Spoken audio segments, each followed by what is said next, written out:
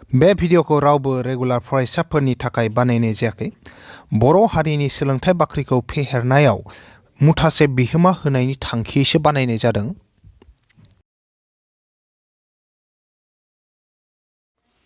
गोदान मोनसे थाखोसिम गासैखौ बरायबाय आरो दिनैनि थाखोखौ जागायनो आखायाव लाबाय। दिनै जोङो सोंनाय बिदां 3.2निनो नैबे 3 नाम्बारखौ जागायगोन जोङो। बेयाव सोंथिया ओरैबायदि होनदों A1/A2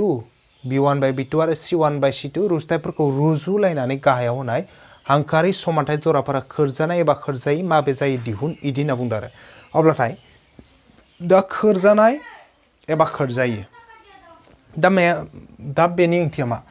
दा जोंहा खोरजानाय आरो खोरजायै जानो थाखाय जोंहा कन्डिशन दंखायो। बै कन्डिशनखौ जों मिथिग्रोनांगोन। दा आङो कन्डिशनखौ लिरना होनि फर्मुला हिसाबै बियो माने ओरैबायदि आरो जे A1x प्लास B1y प्लास C1 इक्वल्स टु 0 आरो A2x प्लास B2y प्लास C2 इक्वल्स टु 0। दा ये मोननै हांखोआरि समानथाय जरा आरो A1x प्लास B1y प्लास C1 इक्वल्स टु 0 आरो A2x प्लास B2y प्लास C2 इक्वल्स टु 0। ये मोननैया जाबाय हांखोआरि समानथाय जरा। हांखोआरि समानथाय जरा।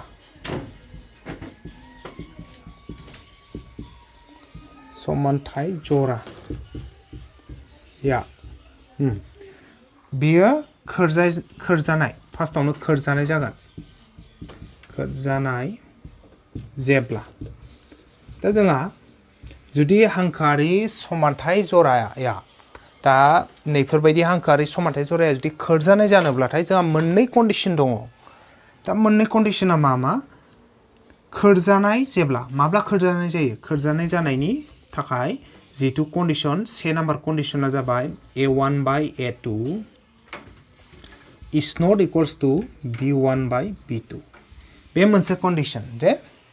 A1/A2 is not equals to B1/B2 जायोबा बे खोरजानाय जागोन। आरो मोनसे कन्डिशन दंबावो बे जाहैबाय A1/A2 is equals to B1/B2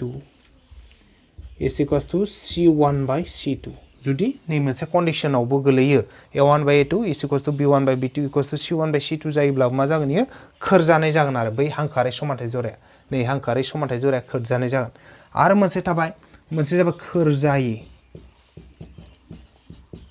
खोरजायै जेब्ला दा खोरजायै जानोब्लाथाय जोंहा मोनसेल' कन्डिशन दङ। बे कन्डिशना जाहैबाय खोरजायै जानोब्लाथाय बे जागोन ओरैबायदि A1/A2 is equals to B1/B2 is not equals to C1/C2। जेब्ला बिदि जागोन A1/A2 is equals to B1/B2 is not equals to C1/C2 जायोब्ला बे मा? खोरजायै जाहैगोन आरो। अब्लाथाय दा खोरजानाया सोरबायदिखौ खोरजानाय होनदो सोरबायदिखौ खोरजायै होनदो?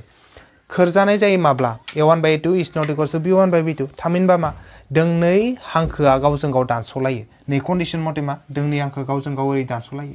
अबेबा मोनसे बिन्दोआव। अब्लाथाय अबेबा मोनसे बिन्दोआव दानस'लायोब्लाथाय मा जाहैगोन बेयो? बे खोरजानाय जागोन। आरो नैबे A1/A2 equals to B1/B2 is equals to C1/C2 थामहिनबा मा? नांजाबलायनाय। इ जुदि दोंसे PQ हांखोबा इनि सायावनो आरो गुबुन मोनसे जुदि हांखो दंबावो RS अब्लाथाय इ मा जागोन? इबो खोरजानाय जागोन। थामहिनबा हांखो दोंनैया नांजाबलायबा बियो खोरजानाय जायो। आरो खोरजायैया माब्ला जायो? A1/A2 is equals to B1/B2 is not equals to C1/C2। आरो इदिब्लाथाय मामोन? जे दोंनै हांखोआ मा जायोमोन? गावजों गाव लिक जायोमोन।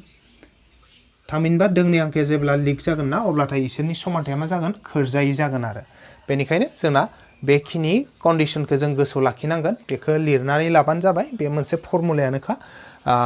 दा जोङो सोंथिखौ जागायलांनोसै। दा जोङो नैबे रमान नाम्बार 1निखौ नायनि। बे मोननै समानथाय जराया नै हांखोआरि समानथाय जराया खोरजानाय नंगौना नङा बेखौ जों नायगोन। दा बेखौ नायनो थाखाय जोङो मा होनाय दं? लिरना लाबाय। होनाय दं जोंनो समानथाय मोननै होदों। मोनसेया मा? 3x प्लास 2y 3x प्लास 2y इक्वल्स टु 5 जाना दं। बेखौ जों मा खालामगोन? साजायनानै 3x प्लास 2y प्लास 5खौ इखे लाना फै। आगदानि आगसिखौ फैबा माइनास जाबाय। ओजा जेबो गैला 0 से नाम्बार खालामना दोनथ'बाय। ओमफ्राय आरो मोनसेया जाबाय मा? 2x minus 3y is equals to 7 2x minus 3y equals to 7 अब्लाथाय जोंना इयाव मा जागोन 2x माइनस 3y प्लस 7 आखि बिमा माइनस 7 जागोन इक्वल्स टू 0 बे 2 नम्बर जानो थाबाय अब्लाथाय दा जोङो 1 आरो 2 नम्बर समानथाइ जे मोनबाय नै होखानाय समानथाइनिफ्राय बै समानथाइनिफ्राय a1 b1 c1 a2 b2 c2 दिहुनना लानि बेयाव a1 माने मा a1 b1 c1 मा जायो 1 नम्बर समानथाइनिफ्राय नाय x नि थादेरखौ a1 होनो 3 y नि थादेरा b1 मायो +2 आरो नैबे c1 माने मा दिदोम बिदाब मा दं 1 नम्बराव -5 आबार नेक्स्टआव फैगोन a2 b2 c2 a2 b2 c2 मा दं नायनि जों a2 2 नम्बर समानथायाव फैनि a2 आ मा दं याव x नि थादेर 2 b2 माने मा 2 नम्बर समानथाइनि y नि थादेर मा दं याव -3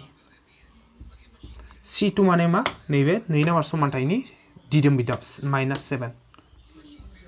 अब्लाथाय जों नायनोसै बेनिखायनो जों मा नायगोन a1 by a2 b1 by b2 c1 by c2 नायगोन आरो स a1 by a2 a1 by a2 नायबाय a1 आ मा दंमोन 3 a2 आ मा दङ 2 अब्लाथाय a1 by a2 आ मा 3 by 2 आबार नेक्स्ट जोङो b1 by b2 खौबो नायगोन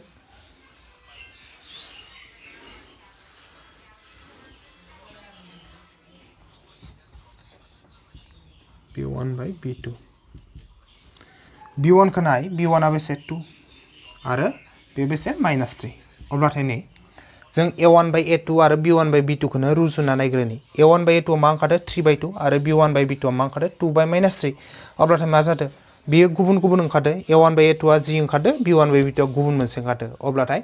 a1 by a2 b1 by b2 आनो जुदि मिलायलायासैबा c1 by c2 खौ नायनायनि जेबो खोथायानो बे फैला बेनिखायनो मा लिरनो हायो जों a1 by a2 is not equals to b1 by b2 अब्लाथाय अबे मोनसे कन्डिशनाव गोलैखियो a1 by a2 is not equals to b1 by b2 बा मा जायोमोन हांखारि समानथाइ जराया मा जायोमोन खोरजानाय ना खोरजायै जायोमोन बेयो जाहैयोमोन खोरजानाय बेनिखायनो बियो खोरजानाय जाहैबाय आरो बेनिखायनो हांखोआरि समानथाइ जराया खोरजानाय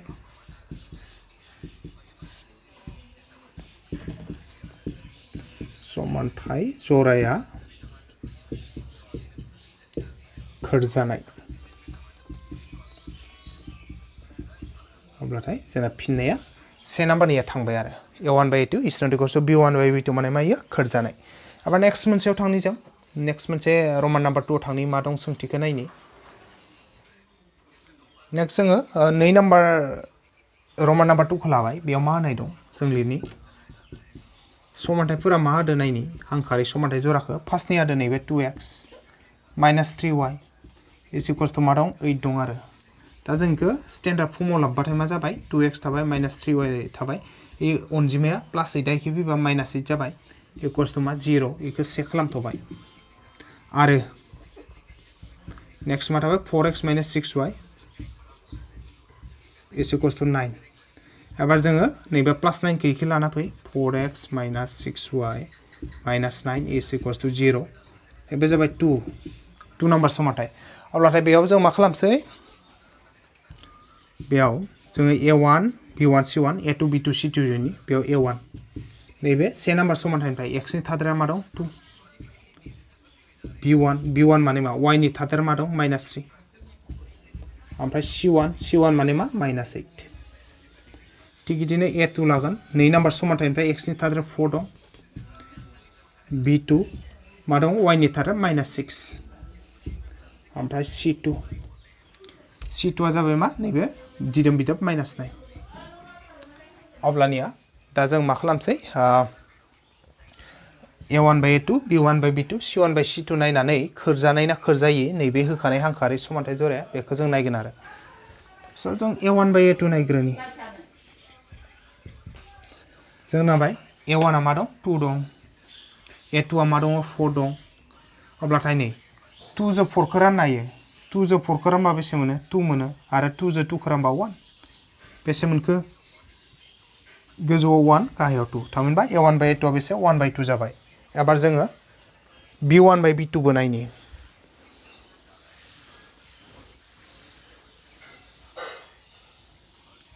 b1 by b2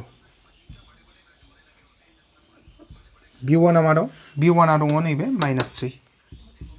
b2 आ मा दं -6 गोजौ गाहाय माइनास माइनास केन्सेल 3 जे 6 रान 2 मोनगोन 3 जे 3 रानबाथ' बेसे 1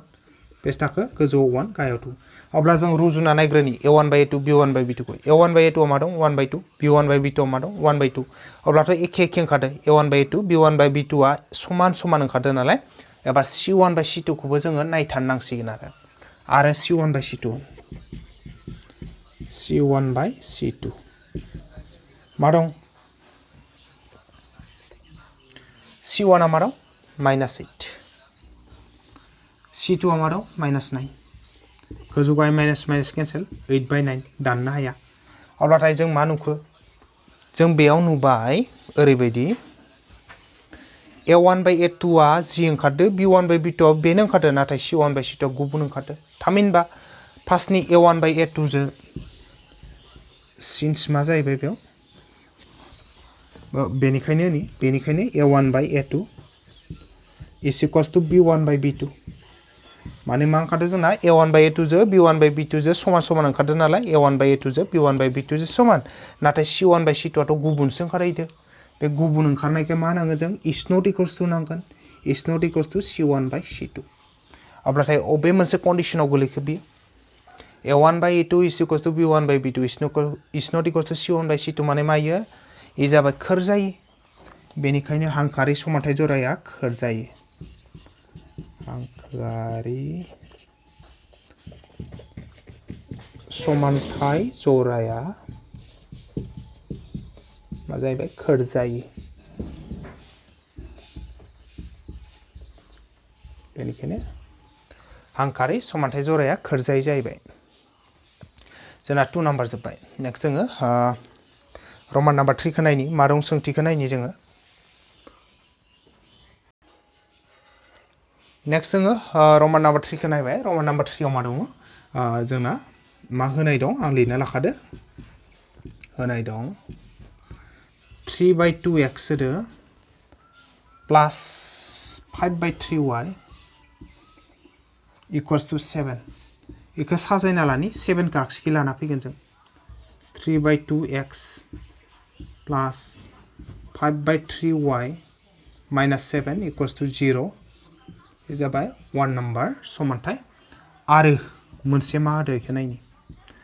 9x minus 10y equals to 14 होदो नैबे अब्लाथाय बेखौ जोङो साजायना लादो 9x minus 10y 14 आइखौ फैबा minus 14 ओजा जेबो गैला 0 2 जाबाय अब्लाथाय बेयाव जों a1 b1 c1 दिहुनना लागोन a1 b1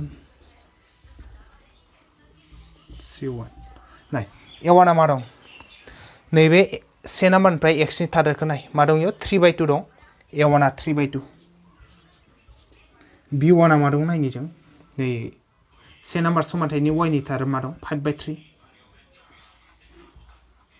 ओमफ्राय c1 माने मा नै से नाम्बार समानथायनि नैबे दिदोम बिदाब -7 नेक्स्ट नैयाव a2 फैलायगोन जों a2 मा दं 2 नाम्बार समानथायनि जाय x नि थादेर मा दं इयाव 9 दं सरि 9 एबार b2 आ बेसे नैबे 2 नाम्बार समानथायनि y नि थादेर मा दं -10 ओमफ्राय c2 माने मा 2 नाम्बार समानथायनि दिदोम बिदाब -14 अब्लाथाय जों इयाव नायनोसै a1 by a2 b1 by b2 ओरै नायनोसै स' a1 by a2 आलाय मा ओंखारो इखौ नायनो जों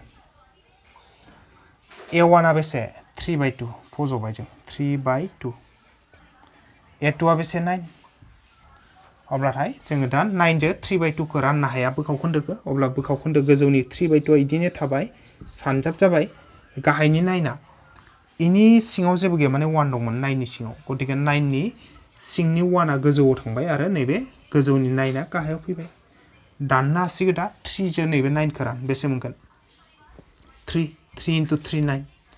अब्ला मा थालांखो 1 थाबाय गोजौ गाहायाव मा थागोन 2 * 3 बेसे 6 a by 2 आ बेसे 1/6 ओंखारबाय नेक्स्ट जोङो b1/b2 नायनि b1/b2 मा ओंखारो नायगोन जों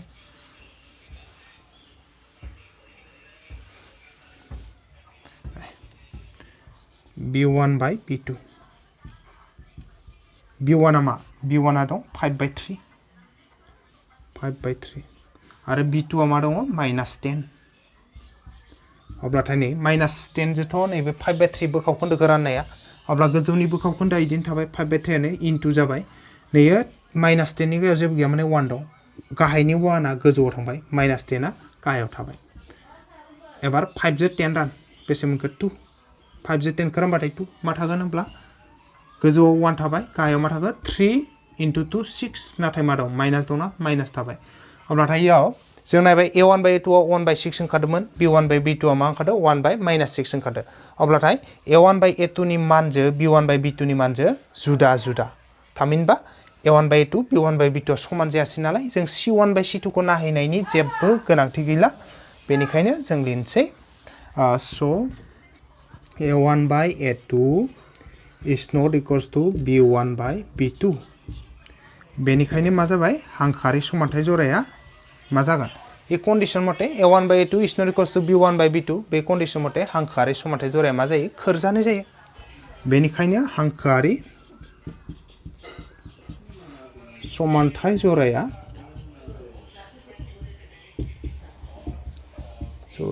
खोरजानाय अब्लानिया जोंहा नैबे रमान नम्बर 3 निया जोब्बाय नेक्स्ट जोङो रमान नम्बर 4 खौ बानायलायगोन मा दं सोंथिया नायनि जोङो रमान नम्बर 4 आव एबार जोङो रमान नम्बर 4 खौ लाबाय बेयाव मा होनाय दं जों लिरना लाखानि जोंनो हांखोआरि समानथाय जरासे होदो बे जाबाय मोनसे 5x - 3y is equals to 11 इखौ जों साजायना लानि 5x - 3y equals to 11 इखौ जों साजायगोन माने 11 खौ आगसिखै लाना फैगोन 5x - 3y 11 आखि फैबा -11 जाबाय आगदाखै जेबो गैला माने 0 इखौ से नाम्बार खालामना दोनदो आरो मोनसेया मा दङ -10x + 6y equals to -22 जों मा खालामगोन -22 खौ आगसिखै लाबोगोन -10x + 6y + 22 is equals to 0 ये जाबाय 2 नम्बर समानथाय अब्लानिया जोङो गासै साजायना लाबाय नैखौ साजायना से नाम्बार खालामबाय नै मोनसे समानथायखौ साजायना 2 नाम्बार खालामबाय अब्लाथाय बेयाव जोङो a1 आ बेसे b1 आ बेसेबां c1 आ बेसेबां इखौ दिहुनना लागोन a1 माने जाहैबाय नै से नाम्बार समानथायनि x नि थादेर जाय दं 5 y माने जाबाय से नाम्बार समानथायनि y नि थादेर -3 कमा c1 आ जाहैबाय नैबे से नाम्बार समानथायनि दिदोम बिदाब मायो -11 थिग बिदिनो a2 b2 c2 दिहुनना लागोन जों a2 आ जाहैबाय नैबे 2 नाम्बार समानथायनि x नि थादेर मा दङ -10 b2 आ जाबाय 2 नाम्बार समानथायनिनो y नि थादेर मा दङ +6 आरो c2 आ जाबाय मा नैबे दिदोम बिदाब 22 अब्लाथाय जों मा खालामसै बेनिखायनो a1/a2 माने मा नैबे मा दं गोजौआव 5 दङ गाहायाव दं -10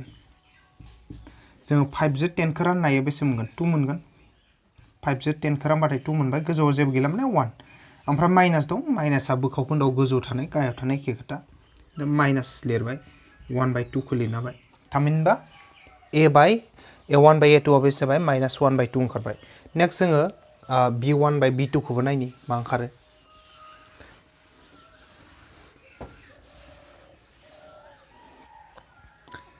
b1/b2 b1 आ मा b1 आ जाबाय -3 आरो b2 आ जाबाय 6 नाय 3 जों 6 खौ राननो हायो बेसे मोनो 2 मोनो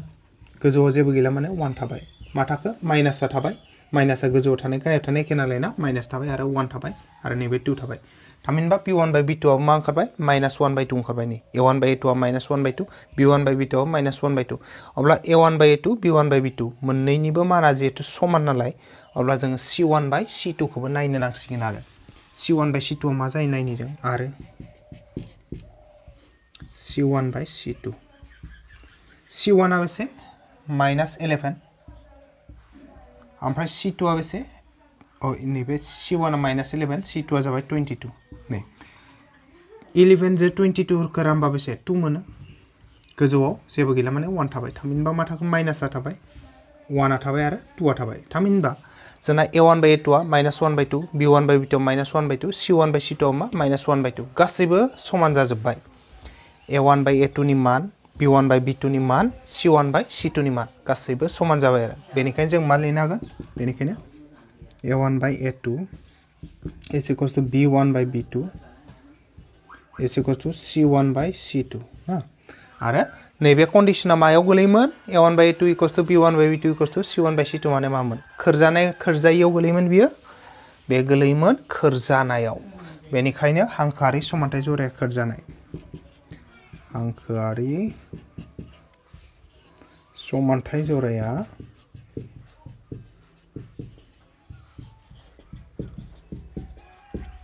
खोरजानाय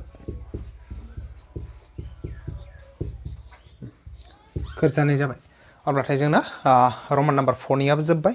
नेक्स्ट मोनसे दंबावो रमान नाम्बार 5 बेयाव माबायदि दं सोंथिया जों खेबसे नायनि सोंथिखौ नेक्स्ट जोङो रमान नाम्बार 5 खौ लाबाय बेयाव दं जोंना मा होनाय दं लिरना लाखानि आङो होनाय दं जोंनो दो मोननै हांखोआरि समानथाय मोनसे जाबाय 4/3 x + 2y equals to 8 साजायना लाखानि 4/3 x + 2y ओजा फैबा -8 जाबाय 8 आ +8 आ जालाबबाय आगसिखै -8 जाफैबाय equals to 0 आगदाखै जेबो गैला माने एगे 1 जाबाय आरो नेक्स्ट मोनसेखौ नाय ए मा दं 2x + 3y is equals to 12 खौ आगसिखै लाबो 2x + 3y - 12 ओजा जेबो गैला 0 2 नाम्बार समानथाय जाबाय अब्लाथाय बेयाव जों नायनोसै a1 आ मा b1 आ मा c1 आ मा इखौ जोङो दिहुनना लाखानि a1 b1 बेसे c1 आ बेसे दिहुनना लागोन नाय a1 आ बेसे 1 नाम्बार समानथायाव नाय x नि थादेर 4/3 नेक्स्ट b1 माने 1 नाम्बार समानथायनि y नि थादेर +2 नेक्स्ट c1 माने रमान नाम्बार 1 निनो जाय माने 1 नाम्बार समानथायनि नैबे दिदोम बिदाब -8 एबार नेक्स्टआव a2 फैलायगोन a2 आ मा b2 आलाय मा c2 आ मा बेखौ जों नायनि 2 नाम्बार समानथायाव x नि थादेर 2 दङ इयो a2 2 नाम्बार समानथायाव y नि थादेर +3 दं बे b2 आ +3 कमा आबार c2 2 नाम्बार समानथायाव दिदोम बिदाबा -12 अब्लानिया जों मा खालामगोन दा बेखौ जोङो नायनोसै a1 बाय a2 b1 बाय b2 c1 बाय c2 नायनोसै स a1 बाय a2 नाय a1 आ मा a1 आ जाबाय 4/3 a2 आ बेसे 2 दा इ बोखाव खोन्दोखौ नै 2 आ रानगोन आरो अब्लाथाय मा जाबाय 4/3 * 4/3 सानजाब जाबाय इनिफ्राय उनाव नैदे 1/2 ना इखौ जोङो उल्थायना लिरबा मा जागोन 2 नि गाहायाव जेबो गैया माने 1 दं 1 आ गोजौआव थांबाय नैबे 2 आ गाहायाव थाबाय अब्लाथाय नैबे 2 जो 4 खौ रान बेसे मोनखो 2 * 1 बेसे 2 आरो नैबे जाबाय 3 माने बेसे मोनखो जों a1 बाय a2 खौ 2/3 मोनबाय नेक्स्ट जोङो नायनोसै b1 बाय b2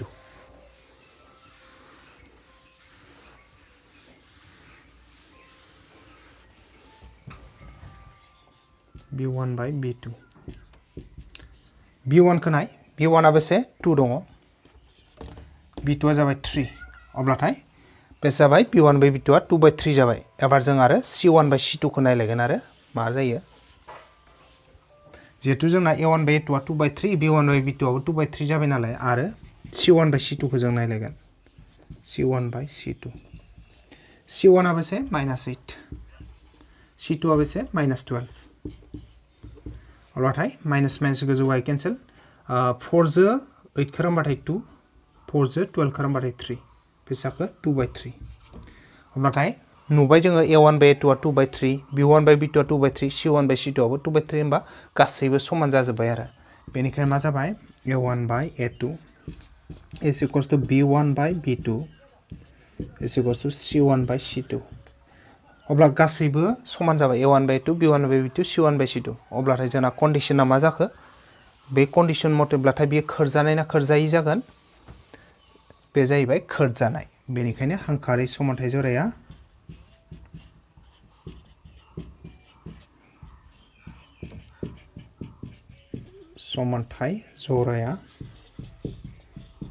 खोरजानाय अब्लानिया जोंहा नैबे रमान नम्बर 5 नियाबो जोब्बाय 3 नि रमान नम्बर 5 जोब्बाय आरो रमान नम्बर 5 जोबनाय लोगो लोगो जोंना 3 नाम्बारनि मोनफ्रोमबो सोंथियानो मावफुंजाजोब्बाय आरो बेजों लोगोसे आं गासैखौबो साबायखर बावनानै दिनैनि थाखोखौ बेखिनियावनो फोजोबबाय